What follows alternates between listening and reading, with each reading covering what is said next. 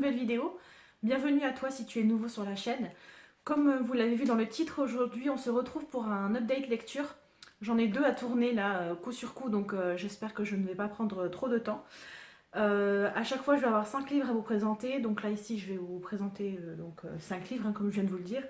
Et j'essaierai de poster les deux peut-être les uns après les autres. Là, à l'heure où je tourne, il y a 2 vidéos qui arrivent donc cette semaine. À mon avis, vous devriez la voir d'ici lundi 14, si je suis dans les temps. Ce sera peut-être mardi 15, hein. Je vais voir encore pour le jour exact où je publierai la vidéo. On va essentiellement parler de mes lectures de fin novembre. Non, que décembre, je pense. J'ai dû, c'est ça, c'est décembre, parce que j'ai lu une douzaine de livres, je pense. Donc on va commencer tout de suite. Je vais vous parler. Il s'agit de Un chant de Noël de Charles Dickens. Charles Dickens, un grand classique de la littérature que j'avais dans ma pile à lire depuis un petit moment. Et je me suis dit que les périodes de fête, c'était le bon moment pour le lire. Là, c'est un conte de Noël qui se lit assez facilement. On retrouve le personnage de Scrooge, donc là on peut le voir illustré. C'est un homme fortuné, mais il est acariâtre et pingre, pas très heureux dans sa vie. Alors qu'il ne croit plus en l'homme, un fantôme de son passé va ressurgir sous l'apparence d'un de ses amis. Et il va lui annoncer la venue de 3 esprits, donc l'esprit du passé, l'esprit du présent et l'esprit du futur, à chaque fois reliés à Noël. Au début, il va être assez sceptique, car c'est quelqu'un de très terre-à-terre, mais il va très vite se rendre à l'évidence. Et évidemment, comme vous vous en doutez, il va prendre du recul sur sa vie et essayer de faire en sorte que les choses changent s'il ne veut pas se retrouver seul dans son futur, sachant qu'en plus c'est un homme assez âgé déjà, je crois. Voilà. Alors voilà, c'est pas quelque chose de très très long, il fait moins de 100 pages, en tout cas l'édition que j'ai fait moins de 100 pages, mais ce conte de Noël partage de jolies valeurs, comme par exemple l'amour, la bonté, enfin l'amour des autres, la bonté, la gentillesse, l'altruisme, le partage en fait, et l'esprit d'entraide. Et aussi surtout le bonheur d'être en vie et en bonne santé en fait, tout simplement. Donc voilà, c'est des... Comment, ce sont des valeurs, de bonnes valeurs hein, évidemment. On va pas partager des mauvaises valeurs. Je ne sais même pas si ça existe des mauvaises valeurs. Bref, je m'égare. J'ai beaucoup aimé l'écriture de Dickens, qui était très poétique, assez descriptive quand même. Il y avait quelques instants, il y a quelques passages que j'ai trouvé peut-être un petit peu longs à la description, car je voulais vite voir où on allait arriver avec les 3 fantômes du présent, du passé et du futur. Voilà, je n'ai pas plus de choses à dire sur ce conte. C'est un bon moyen, je pense, de découvrir Dickens. Alors, peut-être que l'entièreté de son œuvre, elle est différente de ce livre en particulier, mais moi j'ai beaucoup aimé et j'ai hâte de découvrir d'autres de ses titres. Autre grand classique / incontournable de la littérature que je voulais lire et que j'ai chopé comme ça un petit peu à l'improviste dans ma pile à lire, il s'agit de Le baiser aux lépreux de François Mauriac, donc qui est très très connu. C'est un tout petit classique aussi qui fait pas beaucoup de pages, hein, 120 pages à peu près. C'est une écriture assez jolie, assez belle, dans un langage un peu soutenu. Donc ça change. C'est entre eux vraiment les... Je pourrais dire c'est entre le vrai classique avec des termes très anciens et le contemporain de maintenant. C'est-à-dire que c'est quand même assez soutenu sans être non plus trop tiré à 4 épingles. Je ne sais pas si ça existe pour les expressions, mais enfin vous voyez de quoi je veux parler. On va suivre le personnage de Jean, qui est laid, qui est décrit comme laid, il se trouve laid et tout le monde le trouve laid. Et ce Jean n'a aucune expérience amoureuse. Suite à des négociations entre 2 familles, il va devoir épouser une femme qu'il qu'il n'aime pas, enfin pour le moment qu'il ne connaît pas en fait, tout simplement. Et la femme en fait, pourquoi j'arrête de dire en fait, et cette fameuse Noémie, elle ne va pas trop avoir son mot à dire, et elle va être un petit peu dépitée d'épouser Jean, car il n'est vraiment pas beau. Alors on nous dit qu'elle est censée être belle dans le livre, mais je n'ai pas trouvé de description à proprement parler qui la décrive comme une beauté fatale ou comme quelqu'un de plus beau que la majorité des gens. Alors après, est-ce que je suis peut-être passée à côté de cette description? Je ne sais pas. Toujours est-il que ils vont se marier et ils ne vont jamais consommer leur mariage. C'est-à-dire qu'en fait, la simple idée de s'approcher de lui, Noémie, ça la répugne. Donc elle ne veut pas qu'il l'embrasse, elle ne veut pas qu'il la touche. Quand ils dorment dans le lit, ils sont vraiment aux deux opposés. Et on va suivre un petit peu leur façon de vivre et surtout le désespoir dans lequel Jean se trouve, car lui, évidemment, comme elle est belle, il est très très vite tombé amoureux de cette femme. Et il va se rendre compte qu'à son contact, sa femme va un petit peu sa beauté va un peu se flétrir, entre guillemets, même si elle reste toujours belle. Elle va dépérir un petit peu, elle va se laisser aller, elle va être triste. Même si elle, dans ses paroles, elle va lui laisser entendre qu'elle est heureuse, etc. En fait, ça va pas du tout. Donc, voyant cela, en fait, Jean, il va prendre une décision assez radicale pour que sa femme, se remette un petit peu de ses émotions, tout en se demandant si elle va finir par l'aimer ou pas. J'étais un petit peu sceptique au début de cette histoire. Parce que, je pensais que ça allait prendre un peu plus de temps pour l'acceptation du mariage, qu'on serait peut-être un petit peu dans la tête aussi de Noémie. Mais on se focalise énormément sur Jean. Et en fait, tout simplement, ce livre, il pose la question de l'amour. Est-ce que l'amour peut-il... est-ce que l'amour peut-il... Non. Est-ce que l'amour peut naître sans l'attirance physique, sans la beauté physique, malgré la répugnance en fait qu'on peut éprouver envers quelqu'un physiquement? Est-ce que juste le caractère et les actes peuvent faire en sorte qu'on tombe amoureux de quelqu'un? Et quelle valeur est-ce qu'on accorde à nos sacrifices, à ce qu'on fait entre guillemets par amour? Est-ce qu'on peut passer au-dessus de certaines choses? Donc là, ici, clairement, c'est l'attirance physique ou la répugnance, le dégoût de l'autre, pour entrer dans les... comment dire? Pour... quand c'est quelque chose qui est imposé à nous, en fait. Parce que là, ils n'ont pas vraiment le choix. Après, quand nous, à l'heure actuelle, si on n'est pas... Je pense que si vraiment on n'est pas... Faut être honnête. Si on n'est pas attiré physiquement par quelqu'un dans un couple, c'est un peu compliqué d'avoir une relation amoureuse. Ça va plutôt être un ami, un très bon ami, ou alors une relation voilà, amicale tout simplement, ou même si on a une grande affection, une grande tendresse pour quelqu'un, si on n'est pas attiré physiquement, ou alors même si on est répugné par quelqu'un, je doute fort qu'il y ait possibilité d'avoir une relation charnelle avec la personne.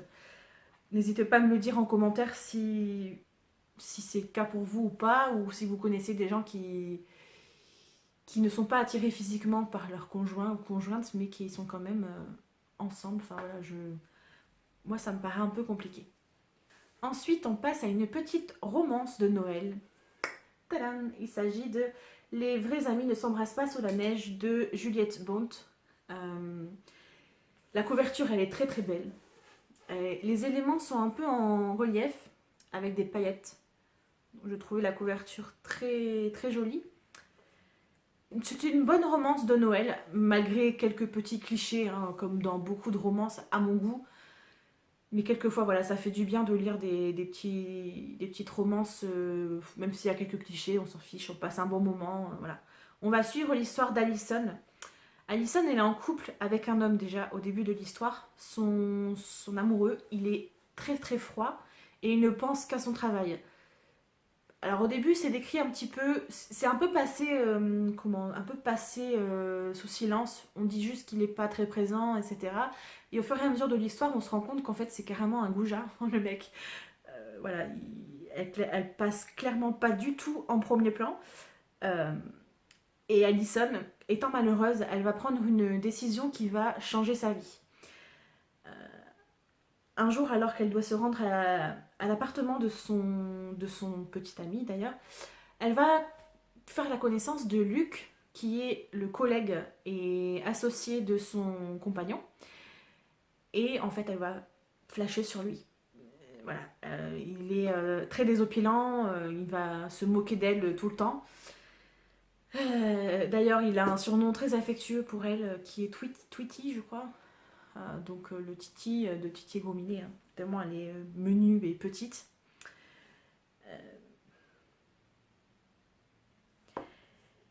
Donc vous vous doutez bien que, étant déjà engagée, voire presque, je pense pas qu'elle soit fiancée, mais elle s'attendait à être fiancée, tomber un petit peu sous le charme de l'associé de son copain, c'est pas terrible. On va donc suivre Allison, qui va succomber un petit peu à la fois au charme de Luc, qui fait tout pour la séduire, hein, bien sûr. Lui, pareil, au début, il la trouve attirante, mais il ne la voit pas. Enfin, pour elle, c'est la copine de son meilleur ami, hein, parce qu'ils sont collègues, associés et meilleurs amis. Donc pour lui, il n'y a pas du tout de vue sur elle. Mais très très vite, quand même, on sent que la romance, elle va arriver avec ses gros sabots. Il y a eu quelques répétitions qui m'ont un petit peu gênée dans ce livre, surtout pour les descriptions au niveau des regards qu'il se lance, ou la couleur des regards. Voilà. C'était un petit peu redondant, mais sinon, à part ça, ça allait. Il n'y a rien d'exceptionnel dans le style de l'écriture, hein, voilà, ça reste une romance de Noël, parce que bon, ça se passe principalement en hiver. Ça m'a fait penser évidemment au petit téléfilm de Noël sur la 6 essentiellement, parce que sur TF1 c'est encore différent. Sauf qu'il y avait des détails un petit peu plus hard, on va dire, plus moins de 12 ans, moins de 12 ans ou moins de 16 ans, non, moins de 12 ans, parce que c'était pas non plus, voilà, c'est pas érotique ou quoi, voilà, il y a juste des passages. Bref, j'ai bien aimé, j'ai passé un bon moment avec cette petite romance, c'est lu très facilement et ma foi, je pense que je vais le conserver car juste pour la couverture, je la trouve trop belle. Et j'ai dans mon entourage quelques personnes qui seraient peut-être intéressées par cette histoire d'amour. C'est pas une histoire d'amour avec un grand A, justement, c'est ça qui était bien aussi, le point positif, c'est que malgré quelques clichés, c'était pas non plus. C'était vraiment quelque chose d'assez moderne. Même si très souvent on tombe dans les mêmes stéréotypes de la femme qui est un petit peu justement comme un petit oiseau blessé, qui est secouru par un preux chevalier. Enfin, bon, voilà, un petit peu les clichés des histoires d'amour dans les téléfilms ou dans les romans à l'eau de rose, on va dire. Sur suivante, Elementa de Sarah Baril Bergeron. Donc collection Scarab, je trouve la couverture vraiment très très jolie. Voilà, je vous montre un peu.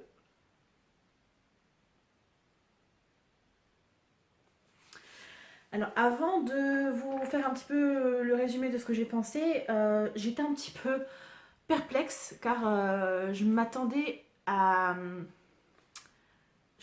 vraiment à ça dans la totalité de l'histoire. J'ai bien aimé, mais pour moi ça manquait de quelque chose, ou alors il devrait y avoir un tome 2 et un tome 3. Enfin, ça a ouvert une porte sur un monde spécifique, et la porte elle a été vite refermée en fait. Donc je suis un petit peu sceptique concernant la vie finale de ce livre, même si j'ai passé un bon moment. On va suivre Riley et Ellie. Ce sont deux jeunes filles qui ont quasiment le même âge, et elles sont demi-sœurs, car il y en a, je crois que c'est Riley qui a été adoptée.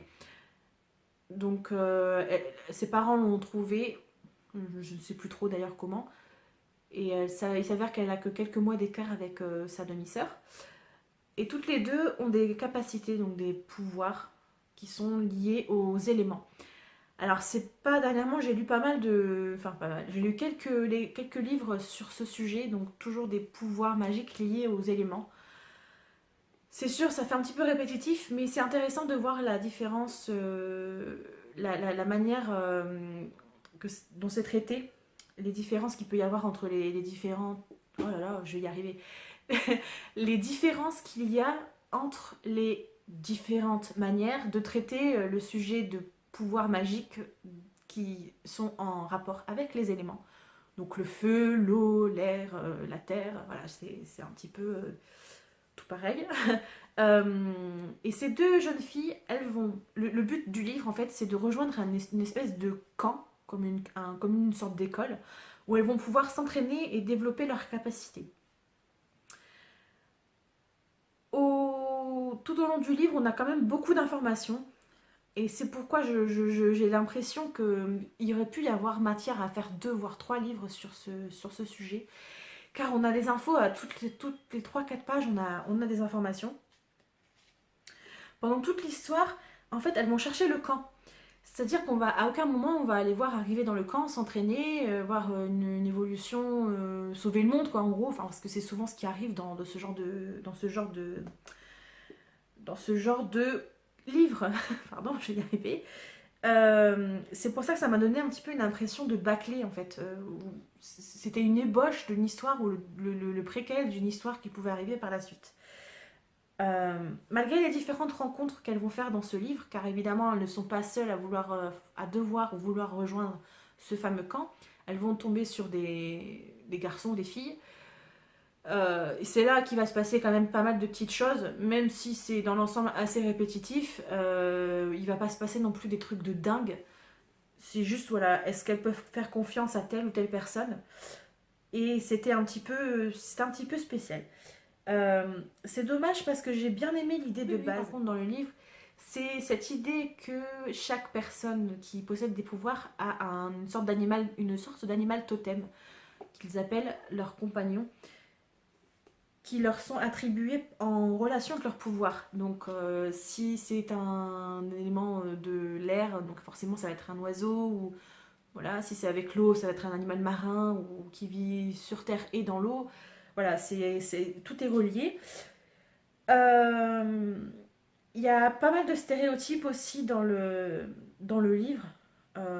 Ellie et Riley sont très différentes, mais Ellie, ben voilà, c'est la demi-sœur, c'est l'enfant naturel des deux parents, elle est imbuvable, elle a un ego surdimensionné. Riley, elle est un petit peu trop parfaite. Voilà, c'est Miss Parfaite, c'est pas de sa faute, elle est parfaite, quoi. Enfin, elle fait tout comme il faut, elle ressent tout ce qu'il faut, elle a les pouvoirs qu'il faut. Voilà, c'est un petit peu trop. Et les découvertes qu'on fait dans ce livre, elles arrivent donc trop vite, dû au fait que tout est condensé. Encore une fois, c'est un petit manque de profondeur, même au niveau du caractère de tous les personnages. Comme je vous dis, c'est vraiment quelques stéréotypes. Voilà, les garçons, ils sont un peu forts, l'autre, il est un peu plus réfléchi, l'autre, il fonce dans le tas. Il y a une autre fille qui est jalouse. Enfin, voilà, c'est toujours un peu... c'est très, très stéréotypé. Le seul fil conducteur de ce livre, c'est le fait que les personnages aient justement les pouvoirs en raccord avec les éléments, qui doivent combattre ou se battre pour en gros prouver qu'ils méritent leur pouvoir, comment, ou qu'ils sont aptes, voilà, qu'ils sont aptes à recevoir ce don, voilà. Et le véritable enjeu en fait de cette histoire, c'est qu'évidemment il y a certains personnages où il y a certains très très, je vais pas y arriver, il y a certains élus qui ont le droit ou la capacité d'avoir la maîtrise des 4 éléments. Donc, évidemment, ça va être le cas pour un de nos héros. Je vous laisse deviner lequel. Et le seul enjeu, c'est de faire accepter que les gens qui ont ces 4 pouvoirs ne sont pas dangereux. En gros, si vous avez les 4 pouvoirs, vous êtes considéré comme trop dangereux pour la Terre, donc il faut vous enfermer ou vous tuer, parce que ce n'est pas, j'allais dire humain, mais non, ils sont pas vraiment humains, ce n'est pas légitime et c'est trop dur à gérer, voilà, c'était un petit peu, il n'y avait pas de véritable enjeu, quoi, voilà. La fin, elle est beaucoup trop abrupte, elle est facile, mais ça n'a pas empêché que j'ai beaucoup, beaucoup aimé ma lecture. Comme je vous dis, pour moi, ça aurait mérité un tome 2 ou un tome 3 ou un peu plus que ce soit un peu plus creusé. Dernière lecture dont je vais vous parler, il s'agit de La Rose retrouvée de Serdar Özcan. Je mets la couverture ici. Encore une lecture que j'ai beaucoup appréciée. On va suivre l'histoire de Diane qui a perdu sa mère, donc qui perd sa mère au début de l'histoire. Tout de suite, on est dans le vif du sujet. Hein. Il y a très peu de passages où elle parle avec sa maman. Elle va assez vite partir. Et elle va devoir mener une quête, même une enquête, car sa mère lui révèle sur son lit de mort qu'elle a une sœur jumelle, que son père n'est pas mort et qu'il est parti avec sa sœur jumelle à sa naissance. Ou du moins quelques mois après sa naissance, je crois. Donc sa jumelle s'appelle Marie. Et cette fameuse Marie, elle a un rapport tout particulier avec les roses. Très fluide. Il y a quand même beaucoup de passages oniriques, surtout quand Diane va rencontrer une femme dans un pays spécifique. Sans tout vous dévoiler, cette femme parle rose. Donc déjà, il faut avoir l'esprit assez ouvert pour accepter ça. Car il n'y a rien d'autre qui est fantastique. C'est juste cette capacité ou ce pouvoir de comprendre le langage des fleurs ou de parler aux roses qui est un petit peu hors contexte du livre. Car sinon, hein, le livre en soi, je ne l'ai pas trouvé spécialement fantastique ou fantasy ou peu importe, mais voilà. J'ai été surprise quand même dans le bon sens du terme, car j'ai beaucoup aimé le cheminement le chemin qu'a pris Diane. J'ai beaucoup aimé en fait le chemin que fait Diane pour découvrir les choses qu'elle découvre. C'est pas évident de ne pas vous dévoiler. Hein, et je me suis retrouvée dans la même situation qu'elle à la fin. Même si à la toute fin, évidemment, les éléments s'imbriquent les uns dans les autres et on découvre le fin mot de l'histoire, les pourquoi du comment, avec les éléments qui nous mettent sur la piste, hein, évidemment. Mais voilà, il y a eu un bon twist à la fin et ça m'a beaucoup plu. Je m'attendais pas trop à ça. Donc là, ça nous est décrit comme spiritualité. Et ouais, c'est clair que c'est un livre qui parle aussi beaucoup sur les choses qu'on ressent et l'image qu'on renvoie et ce que les autres peuvent penser de nous. Enfin voilà, c'est un petit peu centré sur tout ça.